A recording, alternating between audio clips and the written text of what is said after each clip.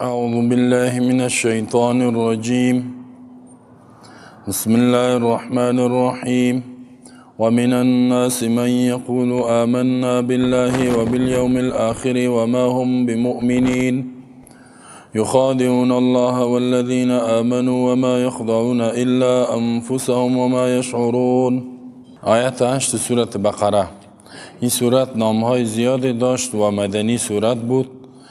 وقت نازل شده که مؤمنین حکومت داشتن، نظام داشتن، جامعه داشتن و رسول الله صلی الله علیه و سلم در رأس حکومت قرار داشت، رئیس دولت بود. پس این احکام بیان میکند. در آیات اولی خلاصی صورت قبلا براتون گفته بودیم، تعریف کرد الله کتابه، ترغیب میکنه، تشویق میکنه که کتاب یاد بگیرید. ذالک الکتاب، قرآن کامل کتاب است، لا ریب فیه، هیچ شکی در این نیست که از جانب خالق انسان ها آمده، از جانب مخلوق نیست، کلام مخلوق نیست، کلام انسان نیست، کلام محمد صلی الله علیه و سلم نیست، بلکه کلام خالق انسان، خالق محمد است. هدی للمتقین، کامل هدایت است. پس متقیان صفاتش بیان کرد، 5 صفات: یؤمنون بالغیب و یقیمون الصلاة و مما رزقناهم ينفقون، یؤمنون بما انزل الیک و ما انزل من قبلک. 4 و بالآخرة هم یوقنون. 5 حکم دنیویش در دنیا چیستن؟ به هدایت استوار است. کسایی که این صفات داره، ایمان داره و عمل میکند، این را الله از گمراهی نجات میده و در آخرت کامیاب است. در دنیا هم الله نصرتشان میکنه، در آخرت هم، در دنیا و آخرت کامیابی نصیبشان است. در برابر قرآن بعضی کسای کافرای ضدی و انادی است که دعوت بیتی یا نتی ایمان نمیاره. وقتی که ایمان نآورد، الله جزا داده اینا را که ختم الله، مهر زده در دلهایشان، قوی شنواییشان، بیناییشان پرده است. در دنیا این اسباب درکشان الله بند کرده. اسباب علم چی است؟ کلگی میفهم. اولین سبب بسیار عالی عقل است، نه؟ ختم الله علی قلوبهم، قلب قرآن است. عقل، قوی تعقل تعبیر به قلب کرده. کسی که عقل نداره، دیوانه باشه، چیزی را میفهمه؟ نه، هر قدر که بگویی. دوم سمع است و علی سمعهم، گوش بسیار مهم، شنویدن. نه کسی چشمام نداشته باشه، گوش باشه، نه میفهمه، حق میشناسه، علم میفهمه، درک میکنه، علم یاد میگیره، مختلف علوم یاد میگیره. بسیار ما چی داشتیم تو علمایی که چشم نداشتن، گوش داشتن، بسیار علمای کلام. پس این که بند باشه، یعنی این را از این استفاده نتانی، نه علم حاصل میشه، نه. و سوم چی است؟ چشم است. و علی ابصارهم غشاوه، در چشم هم پرده باشه.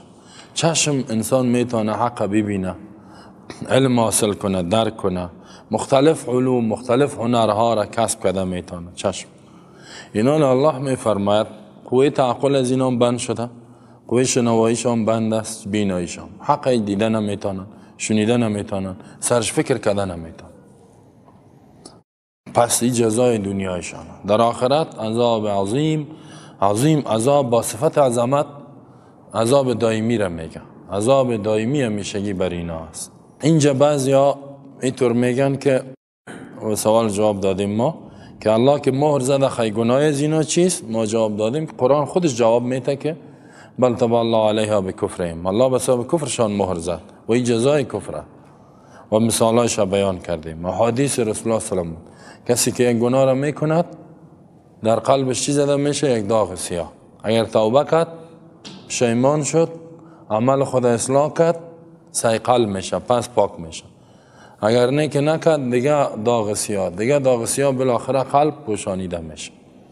بعد از این حق هیچ وقت سرش تاثیر نمیکنه. این عذاب الله است، این عذاب دنیاست. بعضی کافرها هیچ نمیشنوه، حتی بعضی مؤمنین هم همینطور گناه کرد باز که الله بل ران علی قلوبهم، الله میگه زنگ زده شده در قلب هایشان. چرا؟ ما کانوا یکسبون، به سبب اعمالی که کسب کرد. انسان گناه را کسب میکند، باز الله قلبش چی میکند؟ زنگ میزنه، مهرش میکند، تابش میکنه که هیچ باز حق تأثیر نمیکنه. پس پیامشی بود که هر گناهی که از ما و شما سر میزنه باید توبه بکنیم، پشیمان شویم. و من الناس، بعضی از انسان ها، من کسایی هستند یقولو که میگویند آمنا، ایمان آوردیم، بالله، به الله، و بالیوم الاخر، و بر روز قیامت، و ما هم بمؤمنین، در حالی که نیستن اینا مؤمنین، قلبا ایمان ندارن، صرف به زبان میگن. خب در این آیت الله صفات سومین گروه مردم یاد میکنه. سومین گروه مردم چی بود؟ که کافرها بودن، ولی کافرهایی که ضررشان بسیار زیاد بود.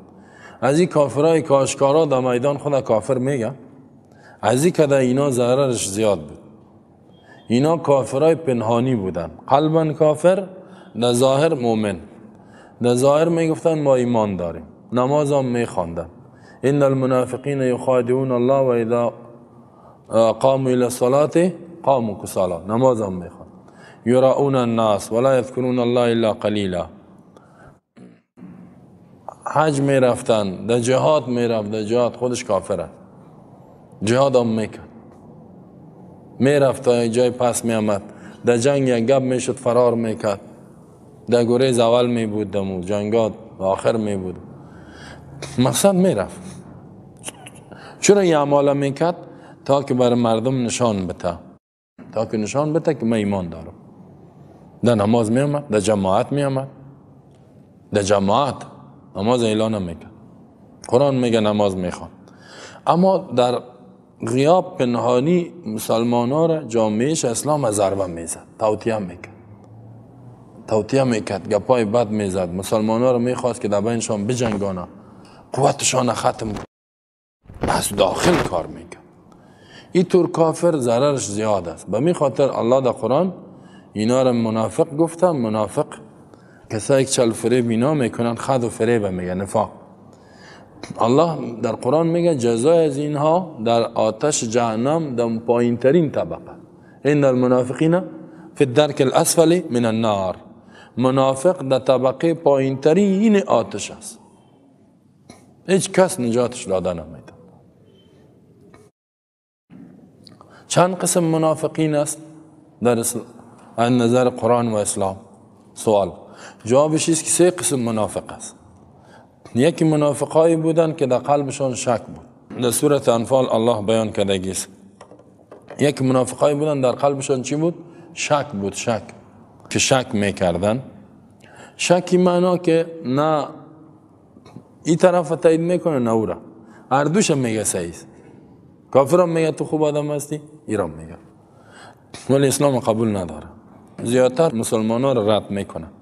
در سورة انفال الله یاد کرده است یقول المنافقون والذین فی قلوبهم مرض غر هؤلاء دینهم ومن يتوکل الله فإن الله عزیز الحکیم، فإن الله هو العزیز الحکیم. این منافقا حتی در مکان بودن، اینا منافقین شکی بودن. ما شما را هم بد نمیگیم، اونا را هم کلا یک قسمه. ایمان نیست، شک ایمان نیست، این مومن نیست، همی هم کافره. دوم منافقایی هستند قلبا کافر، شک نداره، یقین داره که اسلام حق نیست، قرآن نیست، به ضد اسلام است، ولی تظاهر به اسلام میکنه، در جامعه اسلامی زندگی میکنه، در بین مسلمان ها، در صف مسلمان ها، در صف نماز است، در صف حج، در صف جهاد، در صف دعوت، در کل شخص همین تو میگرده. خب میگرده در صف، میگه من مسلمان هستم، میگه من مجاهد هستم، میگه من واجی هستم، این تو گپا، معلم هستم، این تو میگه، ولی قلبا کافر است، به ضد اسلام کار میکنه، به ضد مؤمنین کار میکنه. توجه شدین؟ الله این منافقینه که قلبا کافر است صفاتشون اینجا بیان میکند و 15 صفاتشون میگه، به خاطر که ضرر از اینا زیاد بود و جزای مثالا بر اینا بیان میکنه، به این کافرها و اینا بسیار خطرناک. هدف چیست؟ که تو کافرهایی که در داخلتون زندگی میکنه، پیام از این قرآن چیست؟ کافرهایی که داخل صفتان زندگی میکنه بشناسین، فریب نخورین، از چل و نیرنگ و توطئه و دسیسه هایشان. قرآن منافقین معرفی کرده. واقعا قرآن تو گپ میزنه که منافق گپ دیم میفهمیش. تعرفونهم فی لحن القول، دمی چالاکی که زبانشان میفهمی.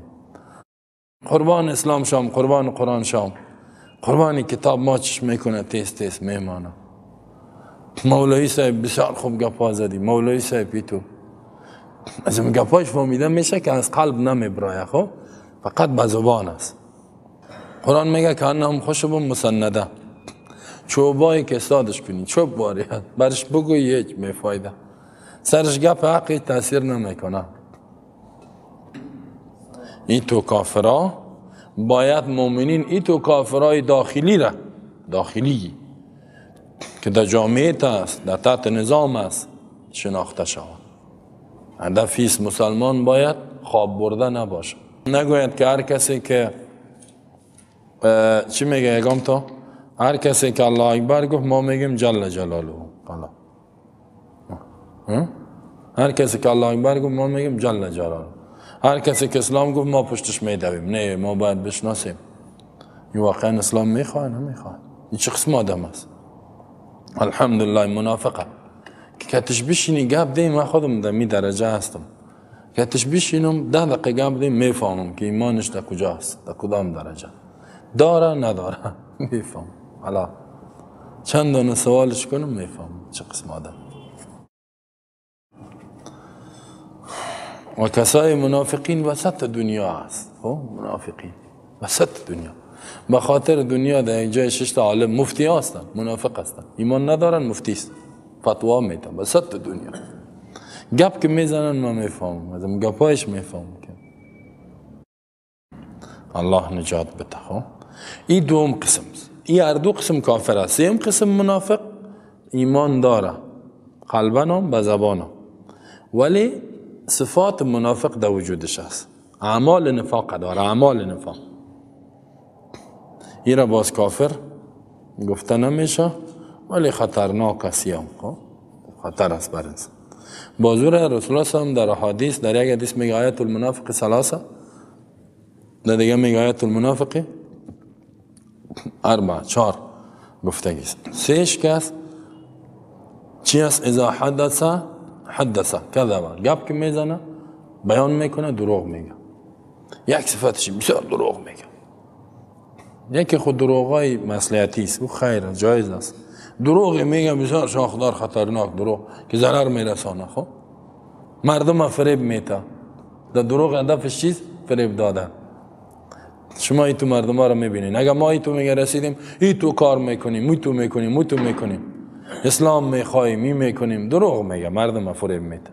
همین کسایی که خدا کاندید میکنن نه، اکثرش زیاد دروغ میگه. نه دوم چی است؟ اذا وعده اخلفه، وعده که میکنه خلاف میکنه. این بسیار بد کار است. خب گپ میزنه کجاستی؟ اینجا هستم، میایی گم میشه. این منافق است، حسابش گم است. حالا چرا دروغ میگی؟ این دروغ ضرر میرسانه به انسان. اینجا دروغ قسمی نگو، این قسم دروغ.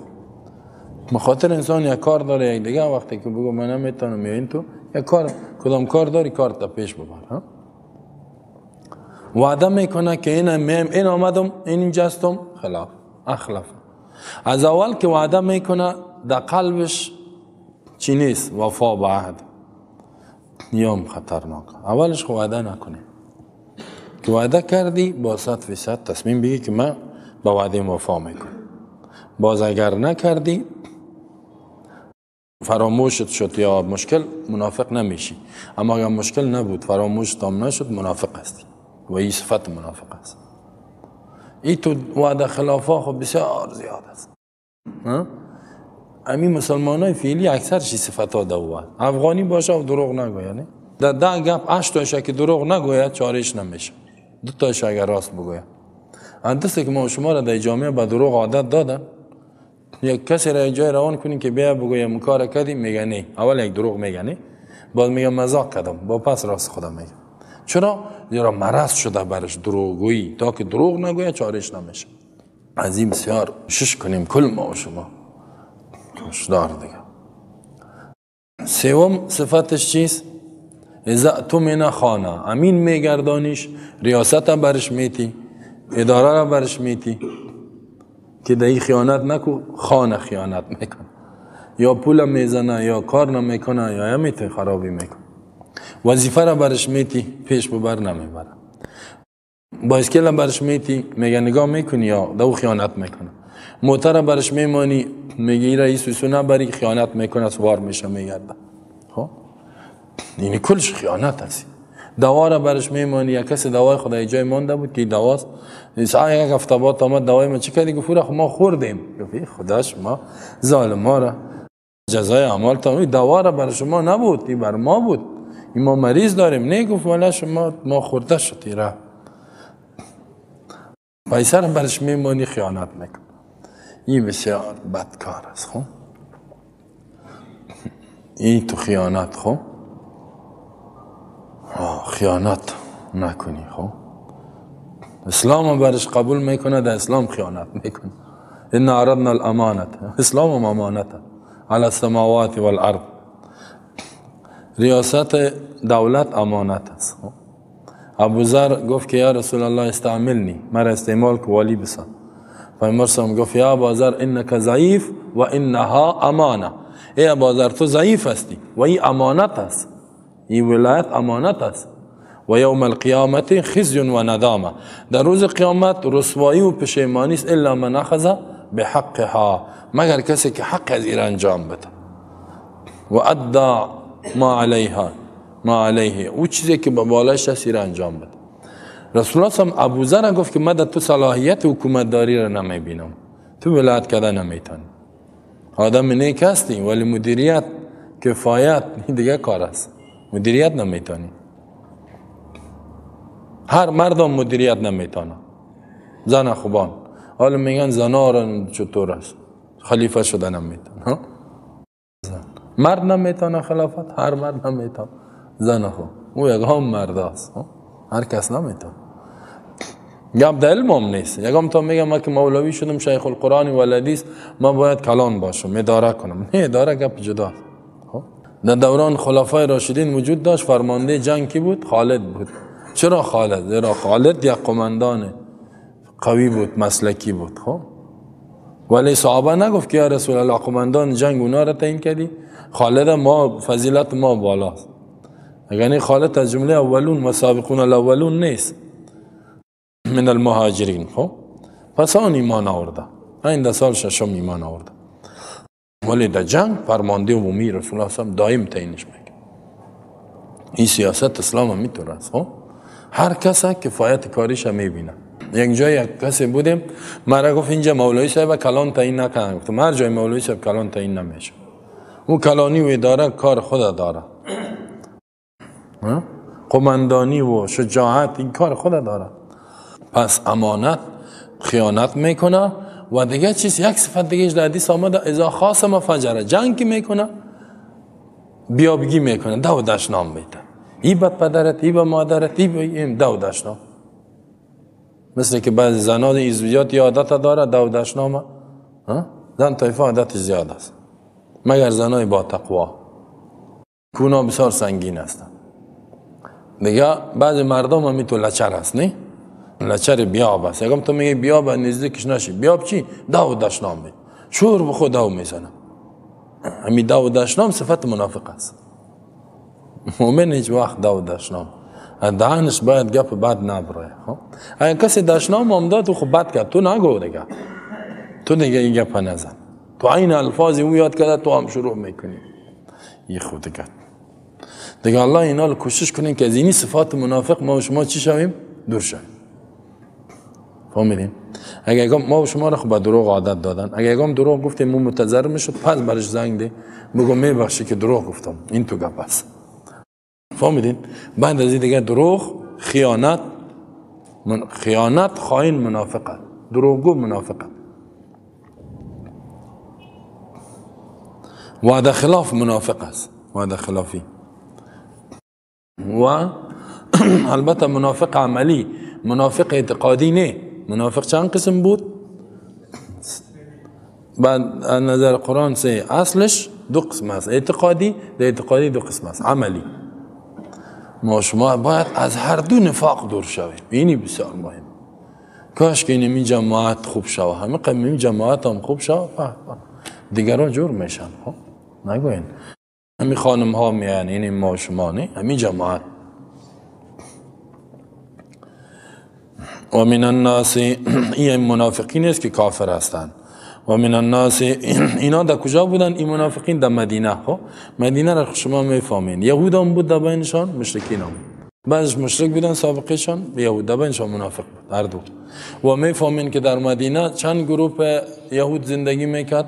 3 گروه کلان، بنو نذیر، بنو قریظه، بنو قینقاع. 3 گروه کلان یهود بود. یهود خو میشناسین. کی را میگه یهود؟ که دعوا میکنن کتاب ما تورات است، پیامبر ما موسی. این دعوا دروغ میگن که تورات ایمان ندارن، تحریف کردن. با موسی علیه السلام در زندگیش کفر شرک کردن. و نصارا را خو میشناسین، نصرانی عیسوی، میگن کتاب ما انجیل است، پیامبر ما عیسی است، ولی توحید تغییر دادن به شرک. یهودی هم همیتو کرده بودن. مدینه منوره، کسایی که حج عمره اینجا برون میبینن. رسول الله هم در اونجا بود. و من الناس، بعضی از انسان ها، مردم ها، بعضی از مردم، من کسایی هستند یقولو که میگوین آمنا، ایمان آوردیم بالله، با الله، و بالیوم الاخر، و بروز قیامت. به زبان میگن ایمان داریم، به زبان میگن. اینجا یک سوال پیدا میشه که ایمان خو ارکان 6 است، نه؟ ایمان به الله و حدیث سید مسلم است، نه؟ مل ایمان چیست؟ جبرائیل از رسول الله سم پرسان کرد. رسول الله سم چی گفت؟ ان تؤمن بالله و ملائکته و کتبه و رسله و الیوم الاخر و القدر خیری و شره. ایمان بیاری به الله، به ملائکه، به کتاب آسمانی، به انبیا، به قیامت، به قضا و قدر. 6 رکن ایمان. ایمان چند رکن داره؟ 6. یکیشون قبول نکردی ایمان مؤمن نیستی، کافر میشی، کافر. کلش باید قبول داشت. اینجا سوال پیدا میشه که اینا گفتن آمنا بالله و الیوم الاخر، ایمان آوردیم به الله، به روز قیامت. این دیگه این ملائکه خوب صحیح ایمان نشد. بشید که مبدأ ایمان یاد کرد، آغازش به الله، آخرش قیامت. دیگه در بین که چیزی هست کتابا کلش میاد. با اختصارا یا هدفش میستن. در بسیار جاها اختصار میکنه قرآن، مختصر کرده کیست. ایمان آورده، ما ایمان میگن، کی را میگن؟ و اذا لقوا الذين آمنوا قالوا آمنا. با مؤمنین که روبرو میشدن ما ایمان داریم. قربان قرآن شام، قربان پیامبر شام. بسیار دوست داریم پیامبرم، بسیار مؤمنین هستیم ما. ایتو میگفت پیشروی مسلمان ها. الله چی میفرماید؟ و ما هم بمؤمنین، در حالی که نیستن اینا ایمان آورندگان. ایمان به الله ندارن، به وحدانیتش، ایمان به قیامت ندارن، ایمان به پیامبر ندارن، ایمان به قرآن ندارن، به کتاب الله، ایمان به قضا و قدر ندارن، ایمان به ملائکه ندارن. خود چه قسم مؤمن نیستن؟ قلبا ایمان ندارن. از این فهمیده میشه که یک کسی به زبان ایمان اظهار کنه قلبا نداشته باشه، اون مؤمن نیست، اون مؤمن نیست. ولی با این کار خدا اینا هدفشان چی بود؟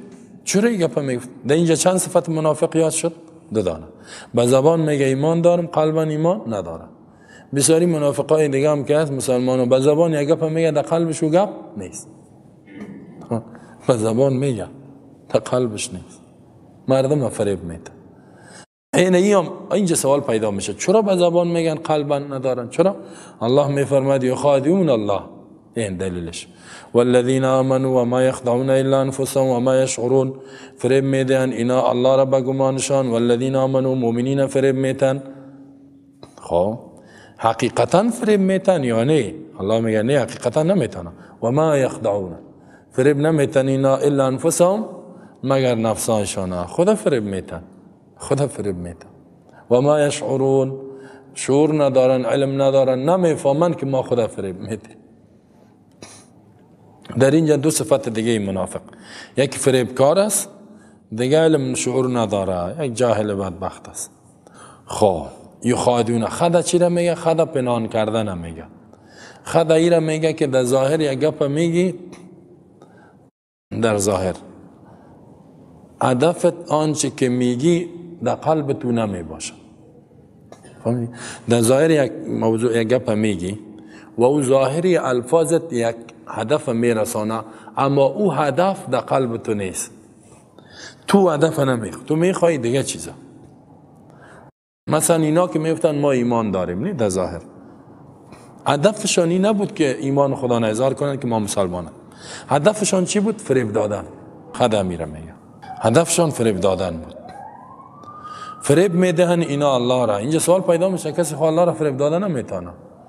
اینجا مفسرین میگن به زعمهم، به گمان خودشان، یایی که رسول الله را فریب میده. الله را خود نمیتونه رسول الله. رسول الله صلی الله علیه و فریب دادن میتونستند. رسول الله هم خود ظاهر میدید، از قلب خبر نبود. رسول الله صلی الله علیه و منافقین فریب داده میتونستند. الله در قرآن میگه و من اهل المدینه مردوا علی النفاق، سوره توبه. بعضی از اهل مدینه است مردو ثابت هستند در نفاق خدا. لا تعلمهم، تو اینا را نمیشناسی، علم نداری. نحن نعلمهم، الله میگه ما میشناسیم. پیامبرم بس نمیشناخت. یگام تاش که بسیار چالاکی و چاپلوسی میکرد، قرآن گفته بود صفاتشان گفت باز میشناختشان. همیال هم هستن خب زیاده بسیار دمی اطراف ما هم که میرم از ریشم میگنن میگه چی یک ریش مبارکه داری؟ ماچ میکنه ریش ما، در حالی که سخت دشمن ریش است. یقین که از ریشم میگیرم بسیار میگه دوست داریم. من میفهمم که ایمان نداره. از همون کمونستای قسم خورده است. شش جدی نه که روس، همون کمونستایی که امروز هفته در شش جدی روسا را آورده، خاک فروخته. از همون جمله است. از همون کمونستایی که او را میگفتن نه با پیش به طرف کمونیسم. خب از همون کمونستای قسم خورده، لنینیسم و مارکسیسم و اینگه پاره میگفتن. زنده باد انقلاب شکست ناپذیر 7 ثور. این از این جمله. خب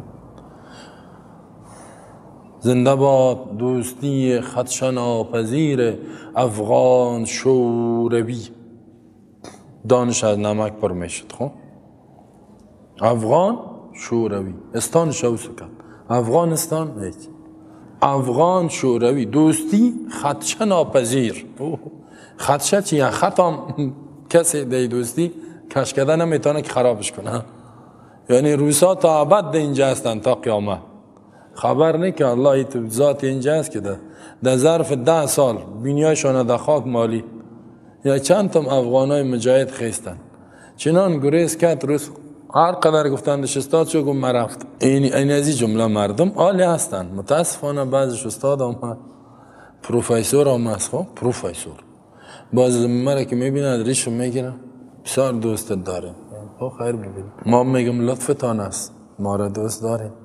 باز یکم دفعه که با درس میاد در تخته میبینم بسم الله نوشته پاکش میکنه. باز میگه به نام ملت افغان. تو میگه به نام ملت افغان. حالا تو ایمان که داری بسم الله رو چرا پاک کردی؟ باز یک استاد گفت بسم الله رو پاک کرد. گفتم ما کافر میشی؟ گفت خب خیلی نوشته که بسم الله به نام خدا و ملت غیور افغانستان. گفت نه با شرک کردی. گفت به نام خدا و ملت. گفت خب خیلی چی کنم؟ گفت صرف به نام خدا بگو. گفت قش ما سختگیری هستین؟ گفتم می سختگیری نیست، ایمان است. تو ایمان نداری افسوس دیگه. فهمیدین؟ این تو مردم ها هست. شما که خوب در قرآن مهارت پیدا کنین باز اینا را میشناسین. خب حالا نمیشناسین. حالا چند گپ دیگه میگن ولی راست میگه. یخادعون الله، فریب میتن اینا الله را به گمان بدشان. یا رسول الله را والذین آمنوا، کسایی را که ایمان آوردن. مؤمنین چطور فریب میتن؟ ما ایمان داریم که باش اینا ما را قبول کنن در جامعه. مرده ما که مرد باز در مردش در جنازه مولوی را میطلبن. مولوی صاحب بیا. اگر این به جنازه باور نداره بخوان جنازش. در فاتحه گیری قاریا را پیسه میتن. پیسه بخوان قاریسه. یک آیت بخوان سرش تا دعا میکنه. مؤمنین فریب میتن. اینجا فهمیده شد که یک صفتشان چی بود؟ یقول آمنا بالله و بالیوم الاخر، این دروغ میگن. دیگه صفتشان چی بود؟ فریب دادن. این در حدیث هم آمده. و ما یخدعون الا انفسهم، در حقیقت فریب نمیتن مگر خودشان. چرا؟ زیرا ضرر فریب به کی میرسه؟ به رسول الله هم ضرر رساندن نتونستن، به مؤمنین هم خود تباه کردن. چاکن در چاست خود تباه کرد. و ما یشعرون، علم ندارن که خود تباه میکنن. مثلا ما و شما یک کسی را میگیم در نماز صبح بیانی، تلاش میکنیم که بیاریم میشی، خود این سویسو میزنه گم میکنه. آلی ما را فریب داد یا خود فریب داد؟ خود فریب داد. نماز را نخواندیم مستحق آتش شدی. حالی که تو میگی به زبان ایمان دارم قلبا نه، این خود فریب دادی، کافر تیر میشی، جای آتش میشه.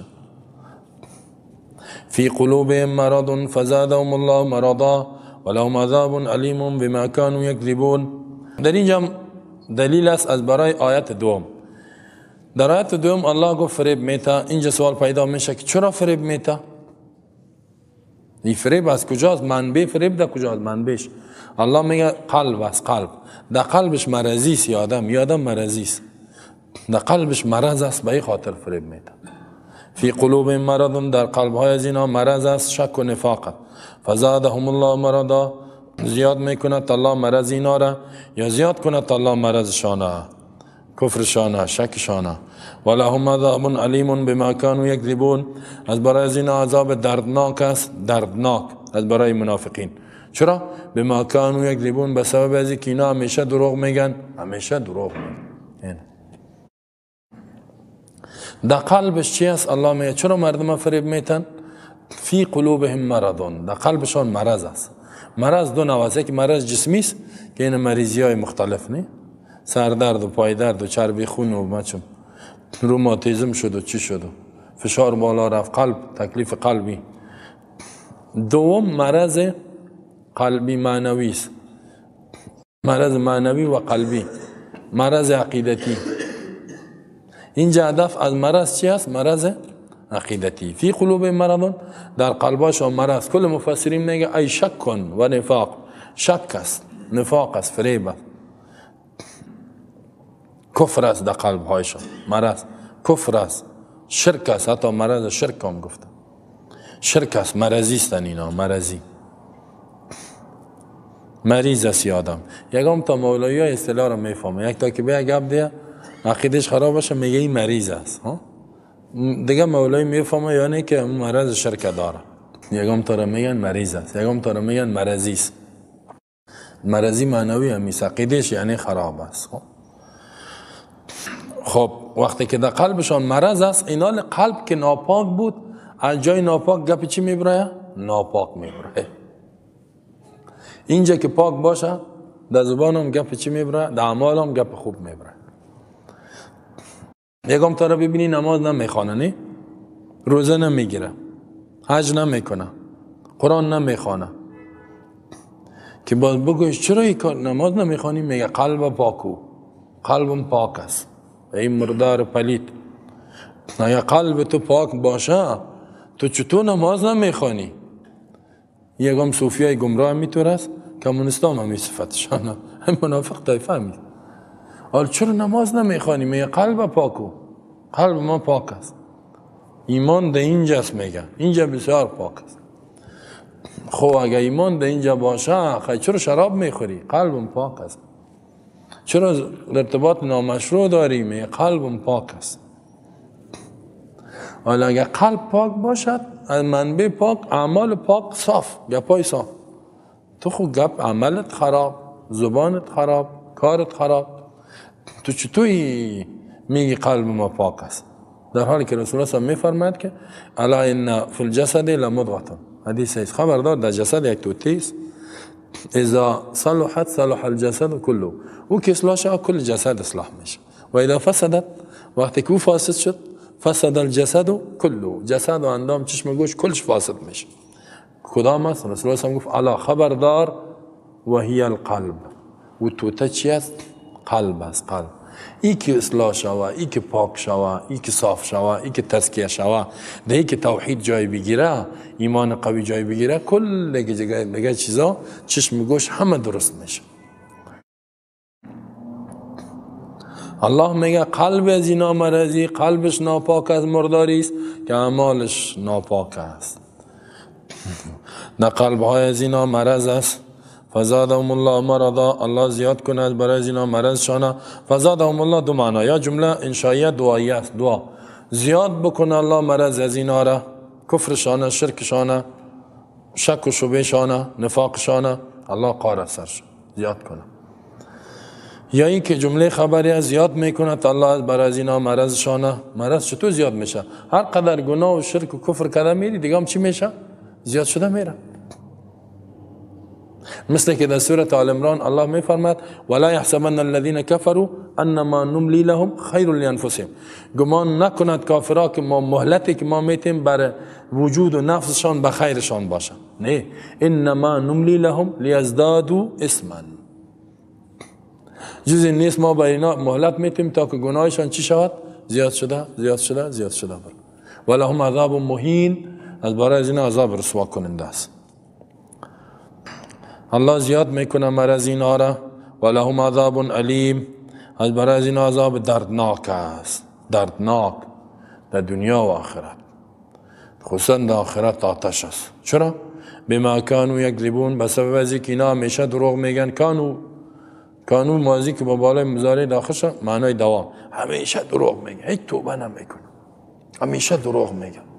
دروغ هم خود دروغ تا دروغ، ای در ایمان دروغ میگه. در ایمان که دروغ گفتی یعنی میگی که من مؤمن هستم، دروغ این خود کفر است، خطرناک است. خب دروغ تا دروغ است. یکی دروغ است که مصلحتی است، او جایز هم است، در حدیث میگه جایز است. خب دروغ های مصلحتی که ضرر به جان مقابل نرسد بلکه به خیرش باشه. مثلا دو نفر جنگ کرده، دو دانه مردا یا دو دانه خانم ها، تو میگی چی میگی؟ او خانم میگه که چطور است؟ میگه یا خواهرخواندش میگه بسیار اینطور است، تو بسیار بدم میخوام که بزنمش در یک جای، صفاتای بدش میگه. بازی میگه خبر هستی او خود صفاتای خوب تو را گفت. من درباره تو پرسانش کردم، گفت بسیار یک انسان نیک است، ما بسیار دوستش دارم، یک کمک خفه شدیم میخوایم جور بیاییم. یعنی او نگفته که من را دوست دارم، نگفته که ما جور میایم، ولی تو میگی میخوای در بینشان جور آمد. پیش از او میری آدم چطور میگه ای تو قار ما آوردم میخوایم که در کدام جایی را بزنم، یکم گپای بعدم پشت من گفته، تو میگی نه صفت تکرد، من رفتم گفتی تو بسیار دوستش دارم میخوایم که تش گپ بیم، یک کمک خفه شده. باز اینجا دلای از اینا چی میشه؟ نرم میشه، نزدیک میشه. باز که میگفتی بخیر این یک سال حق کنین، حالا اینی دروغ است، ولی این دروغ است که اصلاحات آورد. یا برای خانم یکم دفعه راست بگوی قار میشه و جگرخون میشه، یکم دروغ میگی که باز جگرخون نشه. خانم میگه برای خانم دروغ بگو که خوشحال باشه. به میز خانم یا کسی ازدواج کرده با خانم خودش، خب با خانم خودش یکم دروغ بگویه. از یکم مثالا داره، نمیگم مثالاش براتون نمیگم، فهمیدین؟ بسیار مثالا داره. اگر بگویی حقیقت بگویی از اون کار مانید میشه. نه خانم یکم زنا زور هستن، سر شوهر خدا زور هستن، گپ خراب میکنه، پس تو چی میگی؟ دروغ میگی دیگه. دروغ میگی که باشه می خوشحال باشه و هیچ خبر نیست، خوشحالش میکنی، یا مست یا جایز است. اینال ای دروغ چی که میگی که اشهد ان لا اله الا الله، شاهدی میتونم که غیر از الله دیگه معبود نیست، محمد رسول الله، ولی حقیقت در قلبت نباشه، ای دروغ کفر است. یا نه ای خطرناک. ای که میگی ایمان دارم نداری، ای بسیار خطرناک. ای که میگی که به اسلام کار میکنم و باز اسلام ریشهش میکشی، ای کفر است. ای تو منافقین باز کافر میشه، ای دروغا. یا می تو دروغای خطرناک میگفتن. خب دروغ در ایمان، دروغ در عقیده، ای خطرناک است. و اذا قیل لهم لا تفسدوا في الارض قالوا انما نحن مصلحون، وقتی که گفته شود از برای اینا فساد نکنین در زمین، قالو میگن انما نحن مصلحون، چیزی نیست ما اصلاح کننده هستیم. در آیت قبلی چند صفت دیگه شان بیان، در قلبشان مرض است، دروغ میگن، 2 صفت دیگه 6 صفت شد. در اینجا چیست؟ فساد میکنن و فساد خدا نه اصلاح میگن. اصلاح میگه. خب فساد چی؟ کفر، شرک، به ضد اسلام کار میکنه، حرام میخوره، امی کل امی فساد خدا چی میگه؟ اصلاح. امی تو منافقین زیاد است. میگه چی میکنی؟ اصلاحات میاریم. اصلاحات چی میاری؟ والله به ضد اسلام کار میکنه، اسلام میخواد ریشه‌کن کنه، نامش چی مونده؟ اصلاحات.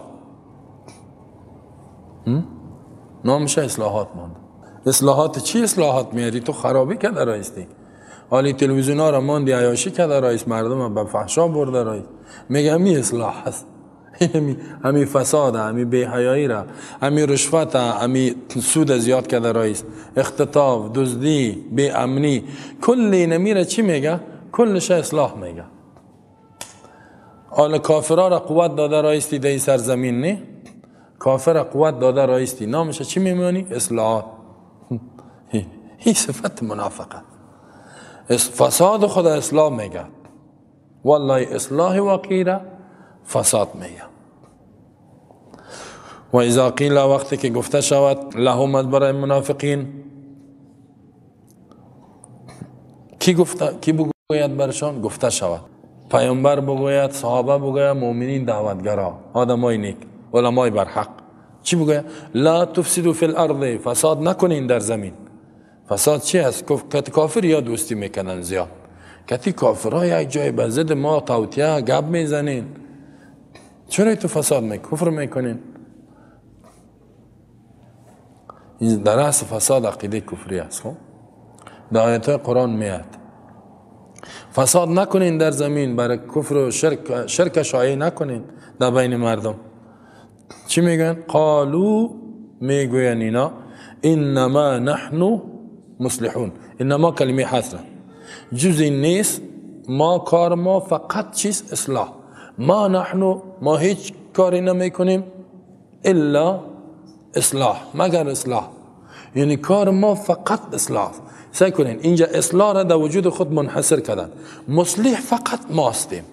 چی معنا؟ ما فقط که گفتیم ما هستیم، معنایش چیست؟ که شما مفسد هستین.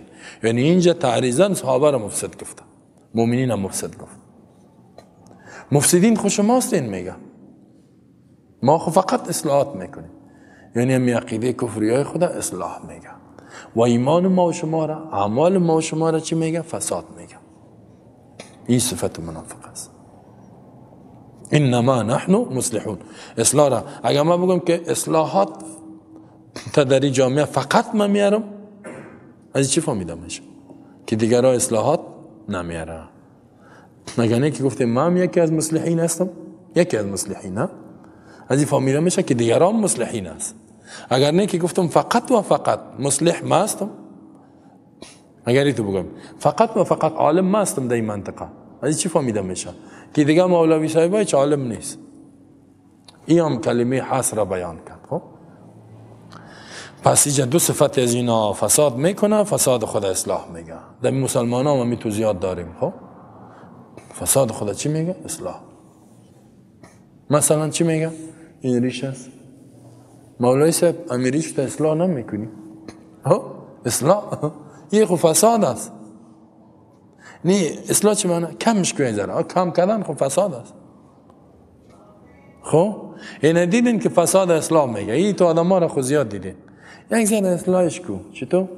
امی تو خوب کمش کو.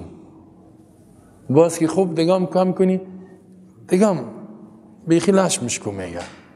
کلش کو. کل که کردم خوب سعی یک دریشی هم بپوش. پوشیدم منوزم یک نیکتایی هم بزن. نورم که زدم باز که آمدم چه این حال ماشاءالله بسیار اصلاح شدی میگه. خب ماشاءالله میگه تو اصلاح شدی. حال من مفسد شدم یا مصلح؟ اینجا ما خودم فاسد کردیم میگه اصلاح کردیم. این صفت منافق است. حال زیبایی را در دریشی و نیکتایی میگه. امیریشت هم که یک ذره اصلاح کنی این تو زیبا معلوم میشی. اینو میتون این لنگی و این با و قبا و این ریشه بد میبره، این منافق است. خب وای با او دخترایی که بعضی دخترها داریم که ریشدار ازدواج نمیکنن، وای وای وای میگه ریشت اصلاح کو، باز به امرای تاروسی میکنم. این هم فی قلوب مرضیست، مرضی ها ازدواج نکنین. خب آدم مومن چطور زن بگوید؟ زن باید کسی که ریشش کل است، رسول الله می وفر الله ریش بانین، خالف الیهود، با یهود مخالفت کنین، خالف المشرکین، با مشرکین مخالفت کنین، خالف المجوس، با آتش پرستا مخالفت کنین. چیست؟ وفر الله و عفو الله، ریش اعلا کنین، وقت شوارب بروتان خوب کم کنین. بعضی ها داریم بروتان خوب زیاد مانده، ریش خوب لش میشکده، سر چپه کده. باز چی میگه؟ این اصلاحات آوردم میگه.